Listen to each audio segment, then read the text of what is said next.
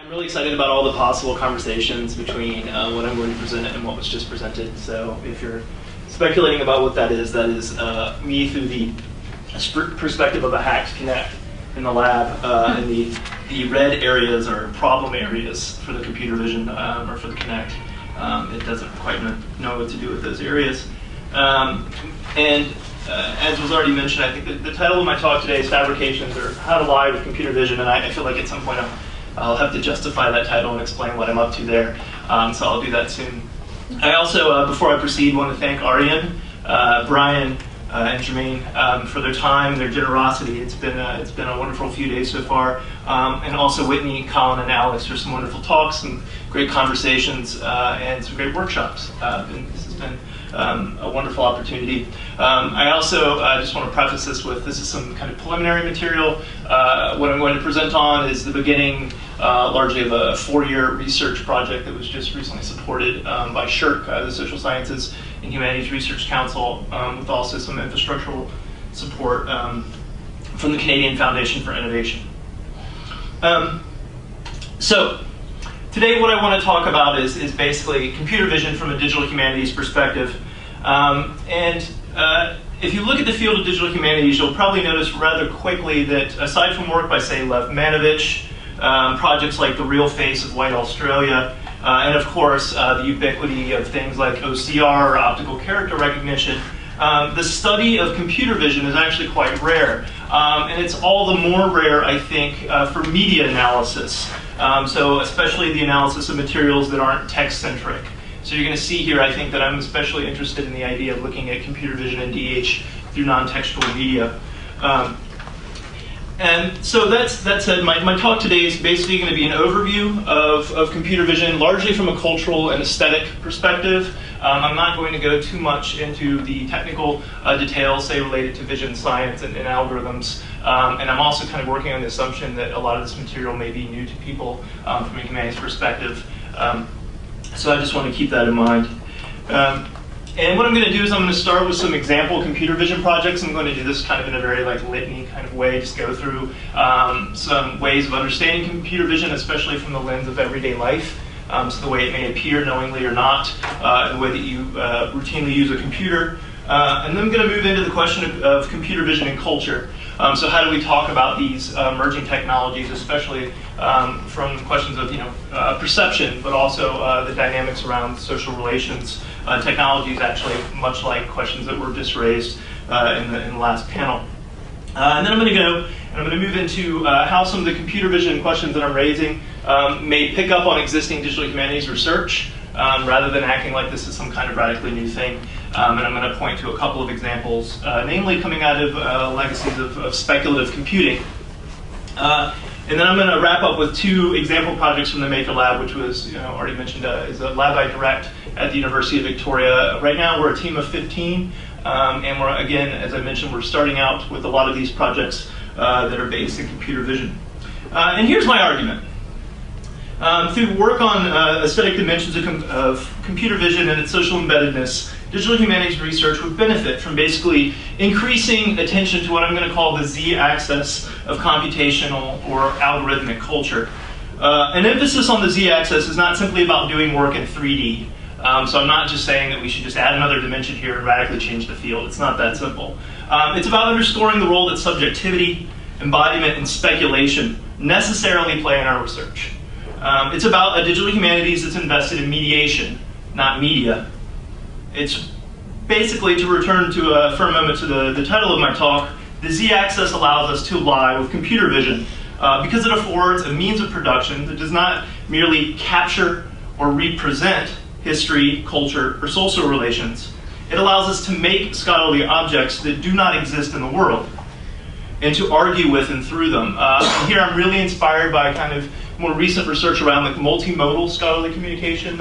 Say, for example, the work of Tara McPherson and the Scalar team, Cheryl Ball's ongoing work with a journal like Kairos, Garnett Hertz's work with dead media and residual media, Virginia Kuhn's work, especially around new media practice and pedagogy, and Jeffrey Rockwell's argument together with Stephen Ramsey recently about being able to make digital arguments with non-textual objects. So that's kind of the background that I'm picking up on here. Now, before I go into the kind of examples from the lab that I want to talk quite a bit about, I do want to run through a few examples. And I'm going to go ahead, just for the sake of clarity, define computer vision, or at least how I'm going to be using it today. It's the automated description and reconstruction of the physical world through algorithms. So importantly here, when I'm talking about physical world, I mean subjects and objects, and that'll, I think, become abundantly clear through the examples I'm providing, or if you prefer the language of actants, a range of actants in the world as they are perceived and reconstructed through algorithms. And my first example draws from people's likely annoyance with computer vision, or the question, which always is to be sure, to add a few more seconds to any given interaction on the web: are you a human? So CAPTCHAs, coming out of initial research at Carnegie Mellon, basically obscure text in order to make a decision about whether you're a computer or a human reader. What they do, among other things, is also help prevent OCR, or optical character recognition-based attacks on the web. So they are a checking system, and as you can see, I think they correspond with other ways of thinking of conducting surveillance through computer-based mechanisms. Another now ubiquitous use of computer vision techniques is face detection, or the question now common in, I think like apps like iPhoto, for instance, and a lot of social networks: is this you? Is this them? In the case of face detection, such as the work here I have of Adam Harvey, algorithms use pattern analysis to basically construct a core image within an image. And they also make some pretty key decisions along a spectrum of light, so determining what is light and what is dark based on a given spectrum articulated in the algorithm itself. Importantly, the computer also views the image at scale here, so you can kind of see this the way, or I was hoping, in the way that the video is running. Speaking of working with machines. This often, I think, especially in things like iPhoto, is a way of basically detecting and tracing a particular face through an entire collection of media assets or images. But perhaps less familiar to most audiences is the use of computer vision to stitch together objects, much in the kind of fashion or history or legacy of photogrammetry. So we have here, for instance, the Print-to-Peer project. Are people familiar with this at all? It's based in Calgary. It's recently launched. They right now have, I think, a really important event coming up in the Calgary area about the launch of new projects. But the Print-to-Peer project has already been known for producing, or help producing, the first collaborative 3D sculpture. And the idea here is that basically various participants can stylize their own modules or components and then send them to a designer who then brings them together. And the way computer vision works here is that these components can be stitched algorithmically, right? So if you have a series of 2D images, for example, in the history of photogrammetry, you can compile a 3D model using an algorithm to do so. Other popular applications include 123D Catch, coming out of the Autodesk industry. But what you have here is basically a way of understanding crowdsourced 3D objects. The Art Institute of Chicago is also doing this in a really interesting way with its collections and holdings, asking, for example, how we might be able to get museum visitors to use mobile devices, etc., to take images and then ultimately compile 3D models based on those images.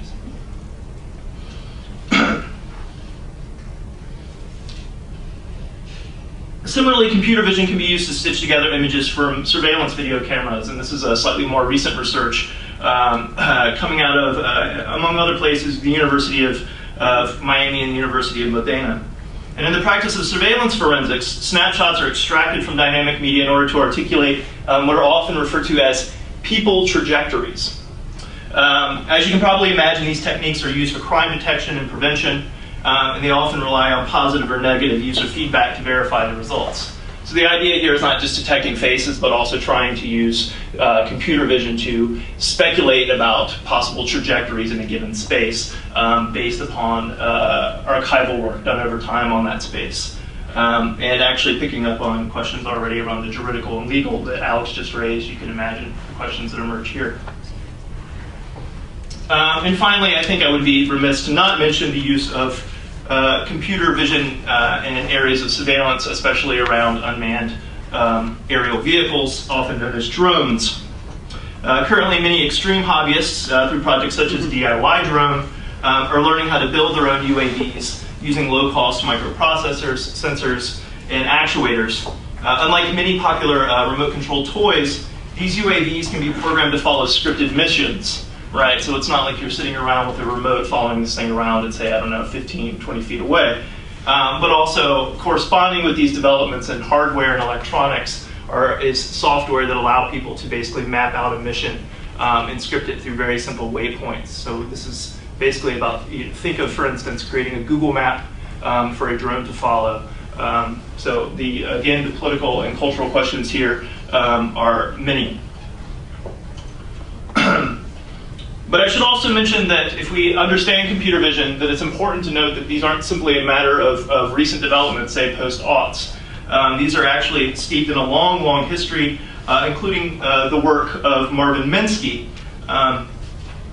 There's a story that is basically pretty common in a lot of computer vision textbooks that circa 1966, Marvin Minsky approached his then undergraduate, Gerald J. Sussman, at MIT and asked him basically to spend the summer linking a camera to a computer to figure out what to do with visual input.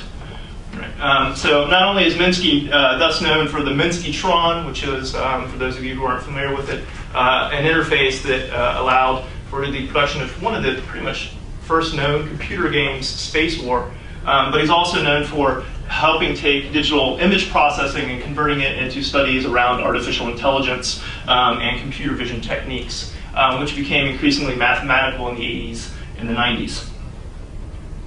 But today, what are the implications of computer vision, of understanding how machines see the world recursively with humans? And here I have, being a little punny, I have a printer bot, one of those handmade 3D printers, through the lens of computer vision. So this is a stitched together series of photographs of the printer bot taken at the University of Victoria. We can basically think of this, putting it differently, as what are the political and aesthetic implications of computer vision? What's at stake where computer vision is concerned, especially when we think about questions of, say, embodiment and social relations? According to Matt Jones, computer vision corresponds with what he's called a sensor vernacular. And he has written on this pretty extensively, and it's been cited in various, especially blogs, but other publications. The sensor vernacular is, to quote Jones, an aesthetic born of the grain of seeing and computation. David Barry notes that the sensor vernacular's obsession with seeing like a machine is reflected, for example, in 8-bit visuals and also a pixel-based fashion. You also see this kind of aesthetic brought up quite often in Steve Jones's new book, The Emergence of Digital Humanities, where he talks, among other things, about the sensor vernacular and William Gins's work on the aversion. Of course, it also corresponds with what has been called the new aesthetic, including projects like A Ship Adrift by James Bridle. These projects are for the robot-readable world. They are data-driven aesthetics. They're about machine wandering. They're about networked poetics. The new aesthetic revises the rhetoric of technologies as, say, extensions of human perception, or basically extensions of the eye, for example, in a very McLuhan-esque fashion, to actually suggest that computer vision supplants human vision. This is coming out of Bridle's work around 2011 and after that. In response to this movement, Bruce Sterling claims, quote, "The new aesthetic is a genuine aesthetic movement with a weak aesthetic metaphysics. It's sticky with bogus lyricism. It is, to put differently, and to quote Sterling again, a glitch hunt. What's more, critics of technology should balk at any neat demarcations between human and machine vision, at any fetish with so-called withdrawn objects or media," and I think this is basically what the new aesthetic does. After all, the history of computing, for example, demonstrates how the conversion of this into that has always involved human bodies and power dynamics, especially where issues of obsolescence are concerned. And I'm speaking here not only of obsolescence of technologies, but obsolescence, planned or not, of occupations. Taking the women of ENIAC, once called the ENIAC Girls. As a case study, Wendy Chun observes how bodies were central to early software and interface development. Over time, these bodies, most of whom were women working at low-wage jobs, were integrated into computer programs, integrated, if you will, into the scripts and dynamics of computer vision. And those of you who are familiar with, say, Catherine Hales' work will also know the longer history of women as computers and women as programmers, especially around World War II. A history of computer vision, then, is a history of rendering human bodies and human vision invisible, not simply inventing machine vision somehow distinct from either of them. Additionally, movements like the New Aesthetic do not exactly help humanities practitioners, digital humanities practitioners included, better understand the applications of computer vision for surveillance or profiling. In her work on the intersections of epidermal thinking, technologies, and biometrics, Simone Brown thoroughly demonstrates how face detection techniques are subtended by a prototypical whiteness. By extension, she warns that face detection and surveillance techniques risk enabling, to borrow a term from David Theo Goldberg, a raceless racism, where human decisions and responsibilities about bodies and social relations are displaced onto data, technologies, and graphical expression. Echoing Brown and others, we must then falsify the idea that computer vision is somehow value neutral or innocent. Today, I want to suggest that a material knowledge of algorithms helps us not only falsify this idea, but also create alternatives. And projects like OpenCV, which make it easier for people to both create with and produce knowledge through computer vision, is one step toward this kind of critical algorithmic work. And I'm not suggesting that simply opening up algorithms allows for this critical work to happen. Obviously, knowledge production around it is central as well. To be sure, though, the digital humanities is well aware of a material awareness of the mechanism. So if we take a couple of DH projects here, for example, we might think about how to better understand and mobilize computer vision in our work. And here I want to take up two particular frameworks coming out of digital humanities, namely speculative computing and expressive modeling. So consider, for instance, Bethany Nowviskie and Johanna Drucker's early work in speculative computing, which has gone to inform, or so it seems at least, Bethany Nowviskie's involvement in the NeatLine project. People who may not be familiar with this, it basically allows practitioners to tell stories with maps in a way that's very much based in kind of narrative and storytelling, more so than like the accurate or isomorphic representation of space. As well as Drucker's research on graphical expression. And kind of key to Johanna Drucker's work here is the idea that we're not actually talking about data, but rather capta, thinking about the way that data is actually socially constructed and taken from the world, not just simply there, we represent it. In the Digital Humanities Companion from 2004, Drucker and Nowviskie argued that speculative computing places a hermeneutic inside a visual and algorithmic system. Here, computing is not about making truth claims, per se, capturing data and apparently just simply representing it, say, in graphical or textual form. It is about expressing culture through computational means. It is about transduction, the conversion of this into that. Elsewhere, and more recently, Mark Sample has proposed a poetics of non-consumptive reading, which is based in part on computer vision techniques. Non-consumptive reading here referring to text which humans may not have access to quite literally, say text behind a paywall, for instance, or text in some other ways that you may not have time to read, physically sit down and read. Comparable to the motives of speculative computing, Sample suggests we should make the computer model itself an expressive object. In this particular case, the model is an argument about how to read fiction computationally in a way that differs significantly from, say, the legacies of close reading. But importantly here, I want to note that Mark Sample doesn't simply abandon close reading for this method. He wants to think about ways of putting those two into dialogue. And again here, the critical work happens at the level of the algorithm, right? Being able to produce algorithms that read and interpret in ways that enrich our understanding of, say, the act of literary criticism. So with these kind of projects in mind, and thinking about, say, the fetish of objects and the possibilities of glitch hunts, I want to move into two projects that we have going in the lab. These are basically two projects that we started somewhat recently, both of which use and are informed by computer vision techniques. The first one is what I'll refer to today as basically warped modernisms. And the idea here, this is a poster that we gave at Congress in Canada at the University of Victoria in June. And the idea here, let me walk you through the workflow, is basically that you take novels that are largely the modernist period, say for example this one is working with Ulysses, and you start to think about them geospatially.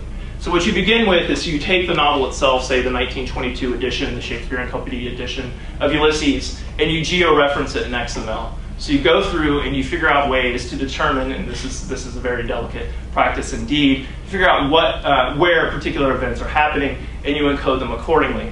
You then take the encoding and you displace it onto a digital map. In this case, we had digital maps in our holdings, a 1925 map of Dublin. And you figure out ways in which the frequency of reading, or if you prefer, the frequency of word count, would map onto Joyce's version, in this case, of Dublin. So let me give you a different visual. Here is an overhead view. It maybe not is abundantly clear to some people. It probably depends on where you're sitting in the room. But the idea of basically taking these accumulations of georeferenced text and using them to warp Joyce's Dublin, right? So another way of looking at this, say from the street view rather than the bird's eye view, is this. So if you zoom in and I say a 3D modeling program like Mudbox, you can see these distortions from the street level. And what we're actually thinking about here, to kind of pick up on the traditions of speculative computing, is ways of which, using this kind of z-axis method of emphasizing basically the ways in which reading acts as a form of mediation.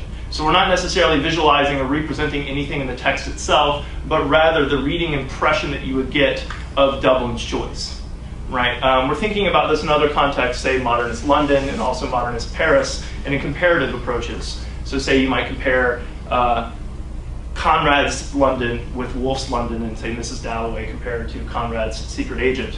The other curiosity here is that you can use applications in computer vision, say displacement, also decimation, to shape the map in order to print it out and make it actually tactile, not unlike the 3D print there of Joy Division's, the cover Joy Division's, that's Unknown Pleasures, isn't it? Yeah. And that's the idea, is to basically think about using computer vision to do these kind of comparative maps or warps of modernist cities. Importantly then, right, we're not making any claims that this is literally the way the city works. When you look at these maps, one of the first questions is, what am I looking at? Right, and that's the idea behind speculative computing. It also raises almost immediately the question of how did this become that? Right, so you have to talk about the algorithm. You have to talk about the critical decisions made when you georeference the text, when you fed it through something like OpenCV and you manifest this map. In the next few years, what we want to do is to basically be able to WYSIWYG this or make it accessible to people without much knowledge of computer vision, largely through essentially something like an ingesting mechanism not dissimilar from Voyant, for example. So be able to take your georeferenced text, feed it into a algorithm and output basically dynamic warped maps based on various versions of literature. Part of this, of course, will be digitizing maps that are accessible to us, but luckily, say Old Maps Online, for example, has largely remedied that technical issue. So that's warped modernisms, and this is importantly, I should go back, I've used through it quickly. This is a project sparked by two graduate students, Alex Christie and Katie Tanagawa, with support from another graduate student, actually Arthur Hain, with support from the Modernist Versions Project, which is directed by Stephen Ross at the University of Victoria. The second one I want to point to is actually quite different, but I think raises similar questions about not only the current applications of computer vision, but also its history. This is a project called Kits for Cultural History. This is also a poster we presented at Congress just past June. And the idea here is basically that you have physical kits that allow people, scholars, students, to engage in the material particulars of media history. Right? So the working argument here is that often in digital humanities, but the humanities more broadly, is technical histories or histories of technologies and old media often treat these media and technologies quite conceptually.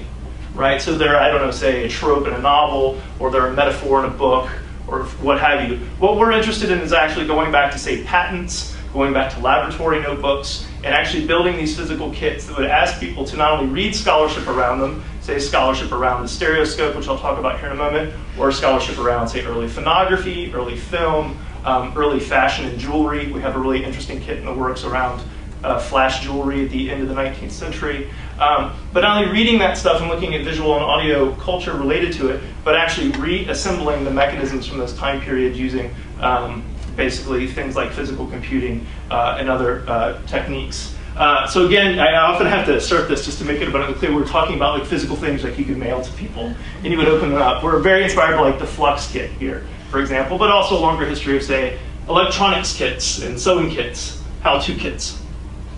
The example I want to pull out of here is the Stereoscope Kit. This is in collaboration with Devin Elliott, whose work I'm really going to focus on here in a moment, at Western University, Sean McPherson, Katie McQueston at Bill Turkel, who's at Western.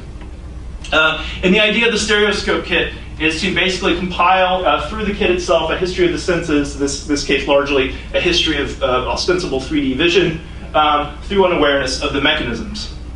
So here's one way of looking at it. This is a stereoscopic print generated of a seance, and roughly, let me make sure I get the date right, 1926, from the Hamilton Family Funds at the University of Manitoba. And this is one way you might use a computer to basically understand early stereoscopy, right? So the idea of having two things that are closely related and you pull them closer or farther together in order to produce a 3D perception. But what Devin has been doing in particular with these historical images, he's really interested in the history of seances and the history of magic, is turning them actually using, oh wow, really interesting, it doesn't render up there. This is an anaglyph. So he's been basically producing anaglyphs using CD algorithms, computer vision algorithms. And the idea here is with Devin's work, when he doesn't have access to these seances, there's basically no documentation, and in fact it was not often in practice to not write down how this became that, is to figure out other ways of kind of anachronistically approaching this material culture through 3D. And actually through the collection he's getting a better understanding of how, say, for example in this case, a chair was thrown out of this box using various points and tricks kind of near the box, which don't visualize very well, but also her foot right there. And he's basically been using 3D techniques to bring together or bring forward these aspects of these 2D images. Importantly, part of this is actually manipulating the algorithm, right? So different effects in the algorithm will render different 3D images. So again, these are line, right? This didn't happen per se, right? This is an anachronistic approach to material culture, but making an argument with and through it. Another way of looking at this would actually be asking questions about architecture or physical buildings from the time period. So this is a 1880s era, photograph of a church from the London Public Library. And again, you could use this kind of animated GIF approach by comparing these two images and moving back and forth through them quickly. Or you could actually start to use something like a computer vision algorithm to read them. Right. So another question, especially that Devin's been working through with this work, is going through archives that are in 2D, looking at numbers of images, and being able to have computer vision extract 3D information and volumetric data from it. So up here, if you have a stereoscopic image from the time period, again, circa 1880, here you have the way in which an OpenCV algorithm that's been modified reads it.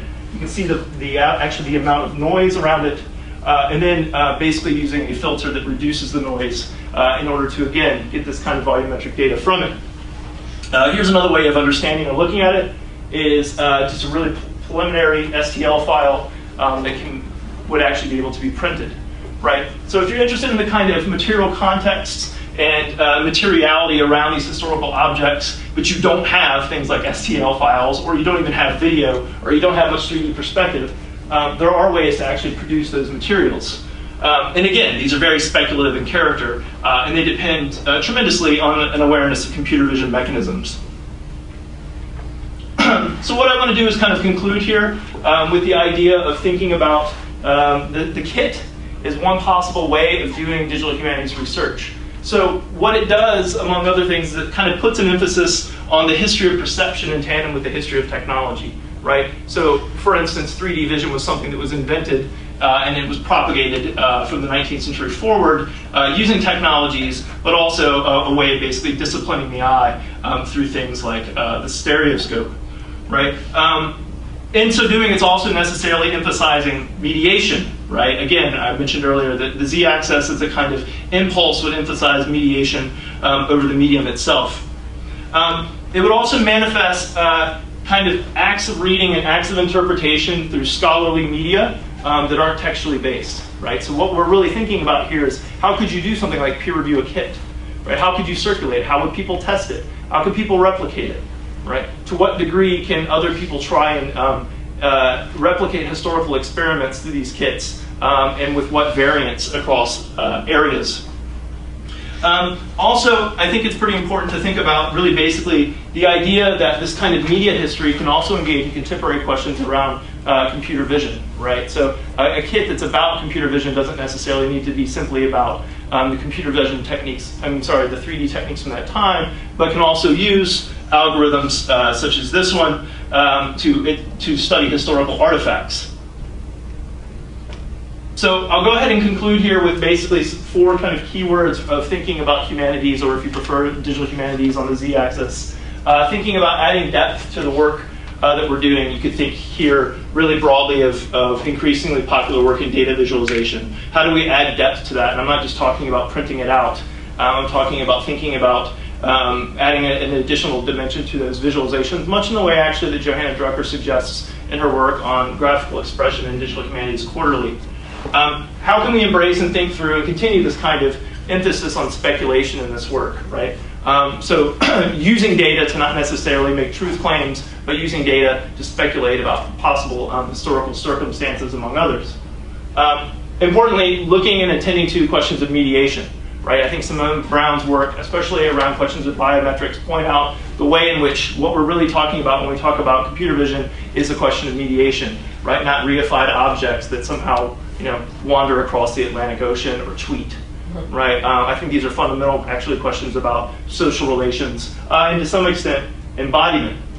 So I think increasingly about the role that the history of bodies and bodies more generally play in digital humanities research. I think there are a lot of cues that could be taken from American and cultural studies in this vein.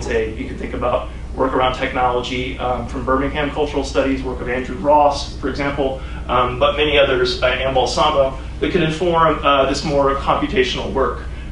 So I don't think there needs to be a divide there, as is often assumed between media studies and digital humanities.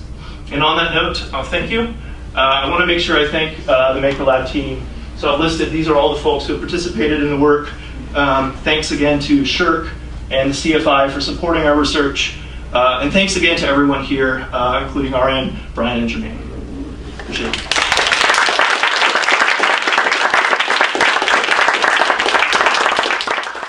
I'm wondering if you could just speak to how you see what you're discussing in relation to something like Jerome McGann's Deformance, right, which is so text-based, yeah, and yet it seems very similar to what you're talking about.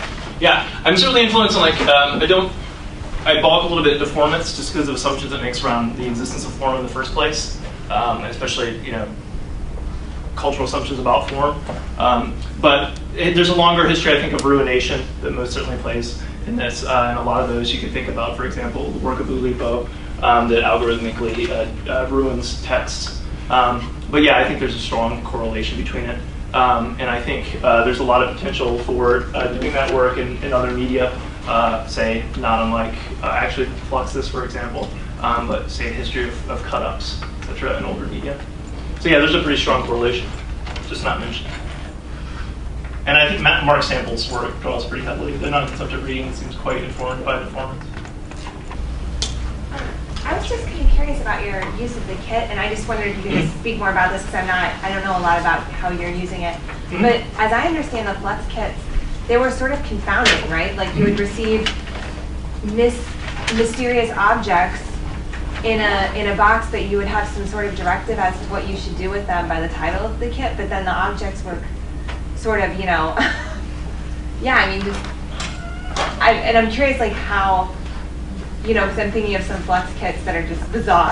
Right. How does that influence like your notion of the kit as a how-to thing? So really, basically, I think the first suggestion to make is that it's an impulse to look more toward the arts and media art in particular as an influence for digital humanities work. So I should put that on the table because I don't know if that's necessarily a given. When you talk about interdisciplinary work in digital humanities, it's often between computer science and the humanities. But you know, that said, there are a couple of things I think where we're drawing specific influence. One would be the idea of a multiple, right? So taking kind of the impulse of taking art off the wall, talking about its very everydayness. This encouraged, among other things, kind of hands-on engagement, right? So the idea of putting art out in the everyday and asking people to have tactile experiments with it. The other thing I think that's pretty key in that work that we're building on is the idea of the boxed anthology. So if you look at a lot of that work, the idea is being able to collect or curate various works and put it all in one space. And so that's what we want to do with, say print essays. You could put that on like an SD card inside a kit in tandem with printed photographs from the period, in tandem with something like a microprocessor and a circuit board that might help you better understand how, say, sound is transduced in the 19th and 20th century. The kind of instruction, or even you might even use the word pedagogy for this, the pedagogical impulses. I don't think the flux kits weren't exactly ham-fisted in terms of their pedagogy, but I think they did want people to engage and learn in a particular way and to experience things in a way that were very embodied. And so I think we probably, especially around the electronics and encoding questions, will need a little more how-to, much more in the way of like electronics kits that you would see, or even like spark fun kits that you see now a lot in like physical computing culture. So yeah, I think that would be a significant difference, as there's probably going to be a little bit more of like a step-by-step, almost quasi-tutorial-like thing. But we do at the same time want to maintain an investment in being able to kind of learn by doing and tinkering, and not just explaining away how everything works in the kit. I don't know if that helps. Yeah, that's really helpful. Thank you. Yeah. And I should mention too, I listed Katie McQuestion up here in her work, and she's visual art at the University of Victoria, and she's helping us do the actual physical kit design, which is going to be premised on packaging culture from the time periods. So late 19th century packaging culture, early 20th century around the phonograph. Slade's book, Planned Obsolescence, is pretty key here. A history of how packaging basically helped produce things that were made to be thrown away. What's his last name? I think it's David Slade. Okay. I should really find it. Made to Break is the book. Yeah, so a couple of questions about the map distortion project.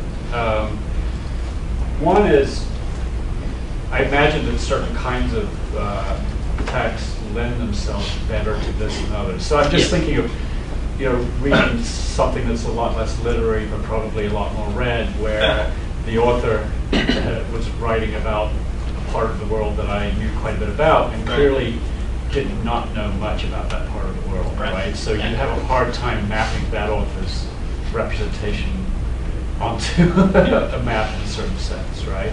But then, I don't know if it would necessarily be difficult. I mean, what would actually be interesting is mapping that author's lack of knowledge onto a map to see what kind of distortion. Yeah, so that's a question whether that would work, right? So how you would do that. And then the second question is, sort of why is that interesting? Or to sort of follow up on some of the things I was saying yesterday. Okay, so you've got now this distorted map of Dublin from Joyce's, Ulysses' perspective, right? What happens next with that? So to answer your second question first, I think what it especially allows is a kind of a comparative approach to literary production of a particular time period. So the example I used of Conrad and Wolf, for example, that we're working on, but also the way in which, especially with literary modernism, Paris played such a key role, would allow for you to kind of quickly look at how these different authors represented the city and the importance of the city, but also the biases they had around what they mentioned and what they didn't. This is really interesting in the case of Joyce, right? So if there's some claims around being able to read the book and navigate the city and those kind of isomorphic qualities, how does that actually play out if you go and georeference it? So that's one. Another one I will say is that it's actually engaging in existing work around geospatial humanities and saying, well, we can make maps that actually don't make any claims to isomorphism, or not necessarily worried about historical accuracy, or much more interested in literary geospatial quality. So it's not taking like images from that time period and pinning them onto something, which would be it's impossible in the case of someone like Joyce. But rather saying how is for these authors the city their medium, and how do you express that, right? So distorting the medium itself is actually, I think, the way they often do it. The medium being the city in that case. To answer your first question, actually, this is a debate in the lab that we've had a lot when picking novels, and I think it actually boils down in some ways to questions of form and genre. So my impulse is to say, people that were doing more realist work are much more inclined to be mapped. So I'm thinking of, say, like Dos Passos' work around Newark, or even later, someone who's influenced by realism but isn't necessarily writing realist mode, like Baldwin in Newark, would be much easier to map, I think, because of their explicit references to certain points in the city than someone like than Wolfe and Dalloway. But this again raises questions about being able to talk about genre through these distortions.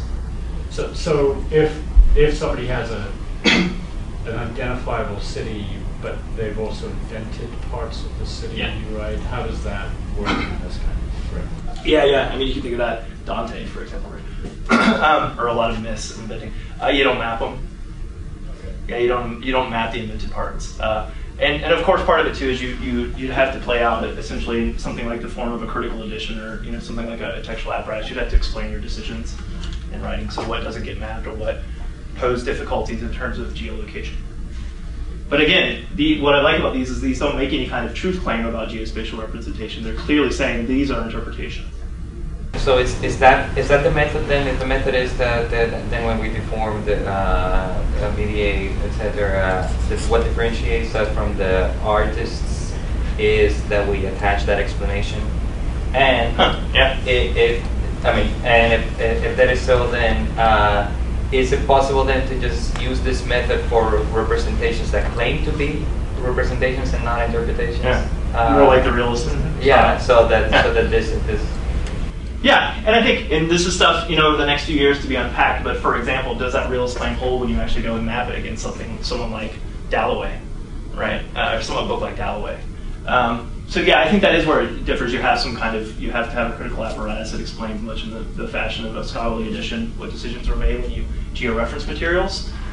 You also produce different georeferences of text to compare them, say where scholarly difference emerges, editions, essentially, they're georeferenced. But the other thing, I guess, really basically, just to be fair, is technological change matters in this case, right? So using technologies that we have at hand that they didn't to do this work also produces different interpretations. I think you hear of Brian Croxall's, he did Mapping Dalloway. He did and that was very georeferenced, but it also took advantage of street views. And then that gets us into computer vision. And then I'm thinking that the explanation of Croxall's thing is methodologically viable in the same way that yours would be. Right. And he actually questions the representationality of the whole thing, if I remember correctly. Yeah, he does. Yeah, and it's also a teaching. I think it came out of a class. It came out of class, which is the other thing I would mention there is if you do that in the case of a novel like Ulysses, right? Ulysses has a long history of being mapped. Right? People are obsessed with mapping Ulysses. If you go through and do it now, for example, in like the contemporary base layer of Google Earth, what you'll basically find when you map a lot of these images is the way in which Ulysses has functioned as commodity culture, right? So you go and you map these historical images of a particular area. You'll see, this pub has basically become an icon for drinking because of this novel, or there's a museum based on these different historical events. So that's actually what's most interesting about it, is like how change in the city over time that the use of the base layer in Google Earth exposes, right? Especially through the street view. But I have to say, overall, putting a bunch of dots or pins on a map and connecting them to historical images, at most for me, it tends to serve a pedagogical function, if that. Whereas I think these try to get into being able to make arguments with the medium that are a little less, they're murkier in an interesting way.